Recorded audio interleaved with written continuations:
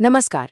आज की इस खास चर्चा में हम एक बेहद दिलचस्प और क्लासिक डेविड बनाम गोलियत जैसी कहानी पर बात करने वाले हैं।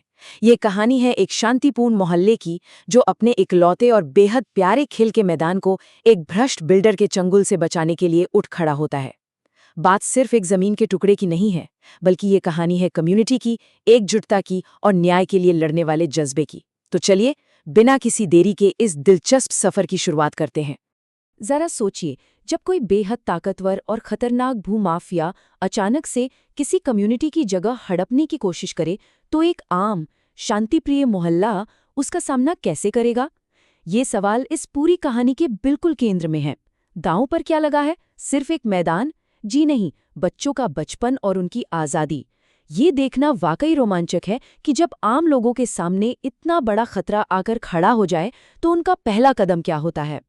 तो आइए सबसे पहले बात करते हैं एक्ट 1 की, गांधी मैदान पर मंडराता खतरा।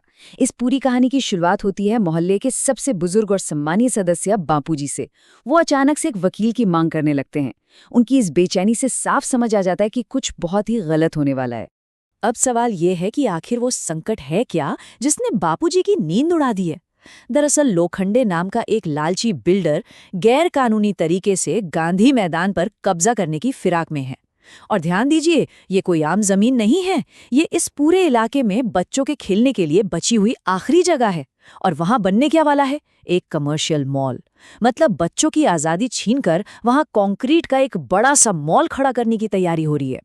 जाहिर सी बात है, इस खबर से पूरे मोहल्ले में हड़कंप मचना ही था। इसके बाद हम आते हैं एक्ट 2 पर, कानूनी मदद की तलाश। अब इस गैर कानूनी निर्माण को रोकने के लिए एक अच्छा वकील तो चाहिए ना। बस यहीं से एक ऐसा सफर शुरू होता है जो थोड़ा हास्यपूर्ण भी है और काफी निराशाजनक भी है। चलिए इसे थोड़ा और बारीकी से समझते हैं। एक तरफ हैं प्रेम परमार, जिनकी फीस बहुत ही कम है, मात्र 500 रुपए। लेकिन पेंच ये है कि इनके पास कोई अनुभव ही नहीं है। हद तो तब हो जाती है जब पता चलता है कि जनाब को कोई पीनल कोड या धाराएं तक याद नहीं है। वो सीधे किताब देखकर धाराएं लगाने की बात करते हैं। वहीं दूसरी तरफ हमारे पास हैं जे प्रसाद। ये काफी महंगे हैं। इनकी फीस 10,000 रुपए है, लेकिन अनुभव कूट कूट कर भरा है। और खुद तारक मेहता ने पूरे विश्वास के साथ इनका नाम सुझाया है। यह स्थिति बहुत ही शानदार तरीके से एक सस्ते अक्षम वकील और एक महंगे पेशेवर वकील के बीच के फर्क को सामने रखती है। और यहीं पर सामने आती है ये भारी भरकम रकम, 10,000 रुपये। ये सिर्फ एक नंबर नहीं है, बल्कि ये जेठालाल की उस मजबूरी को दिखाता है जिसमें वो फंस गए हैं। जे प्रसाद ने सिर्फ एक लीगल नोटिस भेजने के लिए 10,000 रुपये मांग लिए।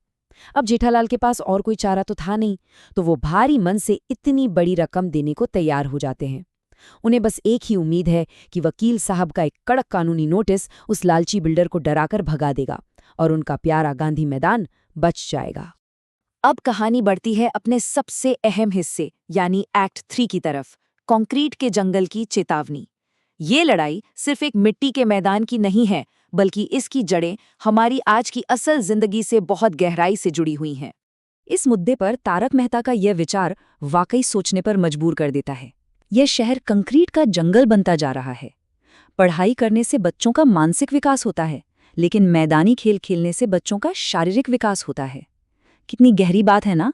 आज हम देख रहे हैं कि कैसे हमारे शहर बहुत तेजी से अपनी हरियाली और खुली जगहों को खोते जा रहे हैं, और इसकी सबसे बड़ी कीमत हमारे बच्चों को चुकानी पड़ रही है। जब खेलने के लिए मैदान ही नहीं बचेंगे तो उनका शारीरिक विकास आखिर कैसे होगा? इसी सोच के साथ शुरू होता है अगला चरण, गोकुल धाम का एकजुट समर्थन।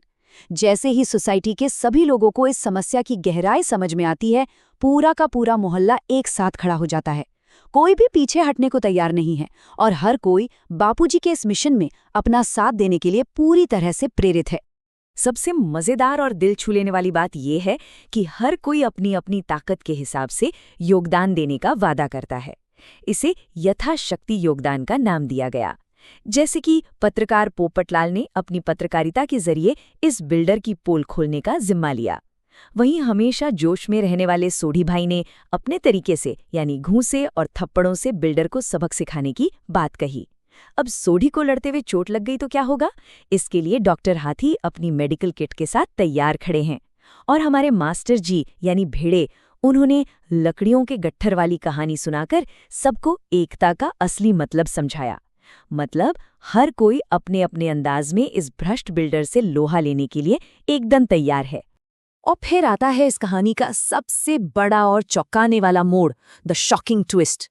जिस वक्त सोसाइटी के लोगों को लग रहा था कि अब तो मैदान बच ही जाएगा और वो अपनी जीत का जश्न मनाने ही वाले थे, तभी एक ऐसी मुसीबत आ धमकती है जिसने सबके होश उड़ा दिए। घटनाओं के इस दिलचस्प टाइमलाइन पर गौर कीजिए। सुबह सुबह बिल्डर को कड़क कानूनी नोटिस भेजा जाता है। दोपहर होते होते पूरी सोसाइटी खुशियां मना रही होती है कि अब तो बिल्डर डर जाएगा। लेकिन शाम ढलते ही सोसाइटी के कंपाउंड में एक आदमी बुरी तरह से पिटावा, खून से लथपथ, लड़खड़ाते हुए अंदर आता है। सुबह की वो सारी उम्मीदें और दोपहर की खुशियां शाम होते होते एक भयानक खौफ में बदल जाती हैं। और ये बात इस खतरे को बिल्कुल साफ कर देती है कि वो बुरी तरह से पिटा हुआ इंसान कोई और नहीं बल्कि खुद उनके चैंपियन वकील जे प्रसाद थे। जी हाँ, वही 10,000 रुपए वाले अनुभवी वकील जिन्हें सोसाइटी ने अपनी ढाल बनाया था। आज उसी ढाल को उस बिल्डर ने चकनाचूर करके उनके सामने फेंक दिया था। ये इस बात का सीधा सा सबूत था कि वो बिल्डर किस हद तक जा सकता है। उसने कानूनी नोटिस का जवाब किसी अदालत में नहीं बल्कि सीधे क्रूर हिंसा से दिया था। इस सदमे को समझने के लिए इस कमाल की एनालॉजी को सुनिए। जरा कल्पना कीजिए, एक हवाई जहाज आसमान के बीचों बीच हो और पायलट अचानक विमान उड़ाने से मना कर दे, या फिर कोई शादी चल रही हो और 2 फेरों के बाद दुल्हन ही शादी से इनकार कर दे। सोसाइटी वालों के लिए ये बिल्कुल वैसा ही झटका था। गोकुलधाम के निवासियों को उस समय ऐसा महसूस हुआ जैसे उन्हें बीच मझधार में छोड़ दिया गया हो। उन्हें घोर विश्वासघात और लाचारी का एहसास हुआ, क्योंकि उनके वकील ने अपनी जान के खौफ से इस केस को वहीं का वहीं छोड़ दिया था। तो कुल मिलाकर बात यहाँ आकर रुकती है कि बच्चों के खेलने का जो शांतिपूर्ण मैदान था वो अब पूरी तरह से एक खौफनाक जंग के मैदान में तब्दील हो चुका है। अब सबसे बड़ा सवाल यही खड़ा होता है, क्या ये मासूम कम्युनिटी इस डर और खौफनाक माफिया के आगे घुटने टेक देगी या फिर वे पलट कर वार करेंगे? जब इंसाफ दिलाने वाला कानून का नुमाइंदा ही डर कर भाग गया हो तो ऐसे में आम इंसान आखिर क्या करे? इसी विचारोत्तेजक सवाल के साथ हम अपनी आज की इस चर्चा को यहीं रोकते हैं। इस कहानी ने वाकई सोचने पर मजबूर कर दिया है कि जब सच्चाई का सामना एक खूंखार ताकत से हो तो अगला कदम क्या होना चाहिए।